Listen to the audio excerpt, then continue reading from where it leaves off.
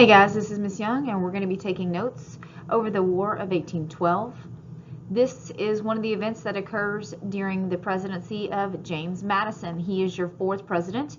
Think back to your acronym. We all jump for Mad Money. He is the MAD. Okay, we all jump for Mad Money represents Washington, Adams, Jefferson, Madison, Monroe. Some things we can think back about James Madison that we've already learned is he is a Federalist.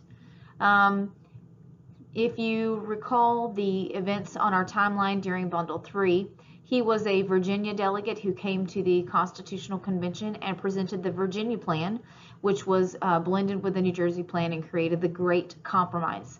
James Madison is considered to be the father of the Constitution. He took a lot of notes there, as well as contributed a lot of ideas. Next thing we know about James Madison is he was the guy during Marbury versus Madison who did not take the letters, which hurt Marbury's feelings. That is him. And so now he is the president of the United States, following after Thomas Jefferson. So the only event we're actually going to cover during James Madison's presidency is the War of 1812. It is not his finest moment. This is going to be a foreign affair. It's between America versus the British again. So get your pencils ready and let's get started.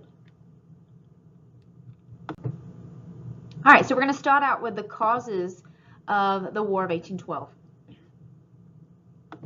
One of the causes is impressment. This is one of the vocabulary terms that you've written down. Impressment is where the British attacked our ships and forced our men to become British soldiers. So you can kind of see the picture here. You can see in the red. Remember, we called them redcoats during the American Revolution. Those redcoats are the British. You have your Americans with his hands up. They're basically taking over the ship and removing the men and forcing them to work on British ships. So you have your British flag and you got your American flag showing up there. It kind of helps you really see this scenario taking place on this ship. The next cause, they were interfering with transporting goods to Europe. It's kind of like what France was doing to us during the event where Thomas Jefferson enforced the Embargo Act because France was attacking our ships. Well, now we got British attacking our ships. And we're just minding our own business, trying to stay out of this war. And just because we're trading and going into waters near Europe, both of those countries feel the need to, tackle our ships. It's a big problem. Next, the British supported Native Americans resisting and attacking Americans. They were giving them guns. The British were up in Canada and giving the Native Americans guns, and they were attacking us, just kind of getting on our nerves. We're like, what the heck? Let's cut this out. So this is another reason we decide to push forward with the War of 1812. And lastly, you have war hawks. Two guys, Henry Clay, you'll hear more about him later. John C. Calhoun, yeah, you'll really hear more about him later. These are what we call war hawks. War hawks are guys who are just ready to pounce on the opportunity for war, and they persuaded Congress to declare war on Britain. So you can see that Henry Clay was a representative for Kentucky. John C. Calhoun is a representative for South Carolina. You're going to want to remember that he is from South Carolina. That's going to come up in Bundle 5. And they literally just convinced everybody that, no, we need to go to war. This is unacceptable. We need to put the British back in their place. Probably not a great plan. Let's keep going. All right, so now we're going to cover the events of the War of 1812. First thing we want to cover is the British attacked Washington, D.C. and burned down the White House. This building was no more than 10 years old.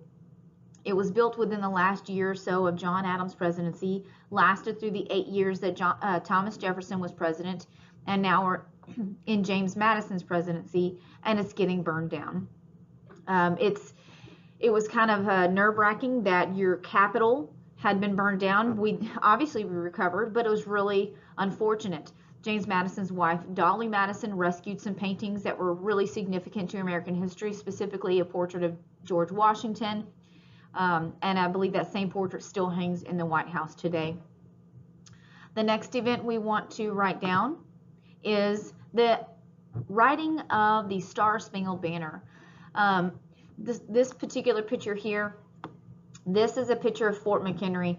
A fort is a place where you had a good vantage point at the edge of the land where you're right at water, so that as ships come in, you could shoot at them. You had your cannons, you had men with guns, you were able to handle anybody who managed to get to land, but specifically to ward off any ships from being able to stop and soldiers hop off and do more land battle rather than from the ocean. So this particular guy right here, this is Francis Scott Keyes. You're going to want to know his name. He is the guy who wrote the words to the Star-Spangled Banner.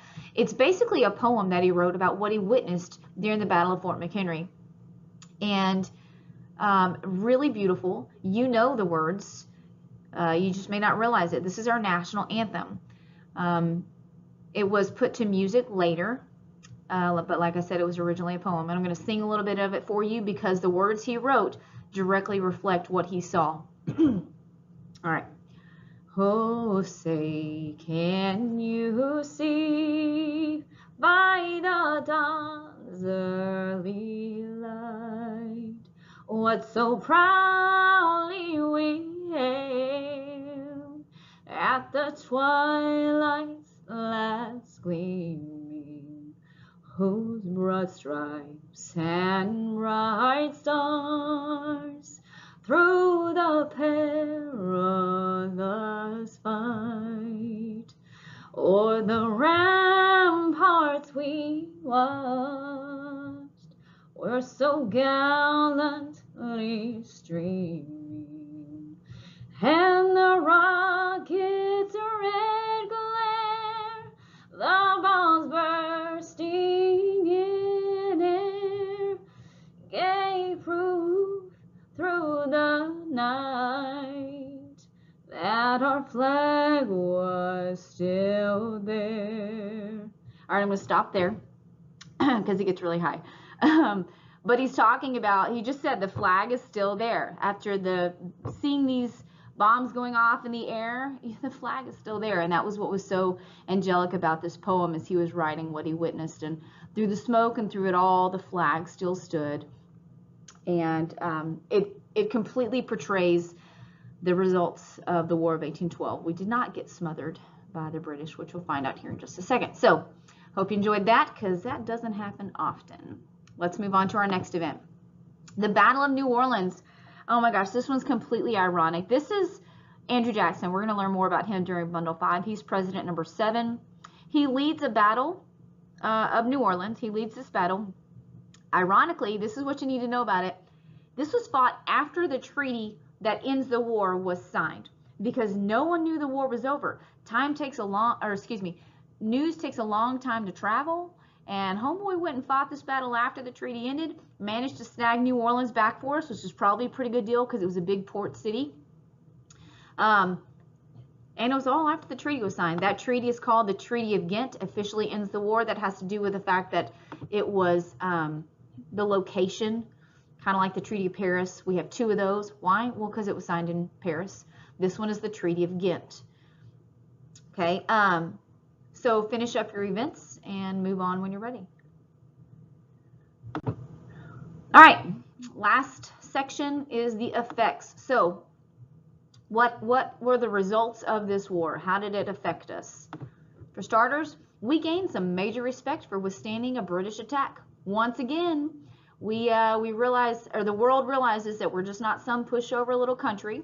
My picture here kind of shows you have the American flag, and then you have the British-ish type flag, and we are holding hands because what has happened is if we have agreed to we're better off as friends than enemies, and we have been so ever since. The next thing you need to write down is we improved our army. During this, we learned lots of strategies. We became a little bit more professional. It improved our economy drastically. because what was happening is we were being forced to manufacture our own cotton. Britain blocked us, so we had to adapt. We weren't able to receive goods from Europe because Britain's out in the Atlantic Ocean blocking anybody coming to us. We can't send our ships over. We were kind of self-contained at this point. We had to figure out a way to continue to function, process our cotton, process our crops, make what we need to make. Now, think back to Thomas Jefferson during the Embargo Act. Yeah, that didn't go over so well when we chose to cut off all trade with everybody. It plummeted our economy. But now here we are, about 8 years later, and we can handle it. A lot has improved. We're to the point now where, yeah, we can do our own, that we can make it on our own. Okay, so what ends up happening is in the north, we have factories start to pop up. Okay, that's what factories look like. That's kind of what we think of, but this is not quite what they were. This is what factories mostly look like. Put along a river where the big wheel can spin as the river flows, and that wheel spins whatever machine is on the inside of that building, such as cutting lumber and so forth. So this is the start of the Industrial Revolution, pretty much, where you're starting to see these little factories pop up in the north.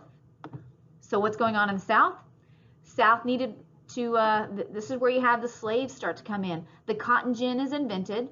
The cotton gin is this invention where basically, instead of having to take the seeds out of cotton by hand, you now have a little machine where you spin a wheel. Like, so here's a wheel. Maybe the wheel looked like this. And as you spin it, it spit out the seeds on one side and spit out good cotton on the other. And you now had cotton that was ready to process and, you know, whiten and get ready for dyeing for clothes, or to make textiles, basically. And because it made that happen faster, all of a sudden people were like, oh, well, I need more slaves to keep up with this, with the fact that I can start throwing cotton in this machine. So I need more out here. I'm moving this cotton faster in the machine, so I need more cotton coming at me. So all of a sudden, the need for slaves increased. Not necessarily a good thing, but that's exactly what happened. Don't stop yet. The next slide is going to show you what you're going to do with your notes. Move on when you're ready. All right, so here we are. You're going to be gluing these notes onto page 65 all the way down. Okay, and when you're done, wait for instruction.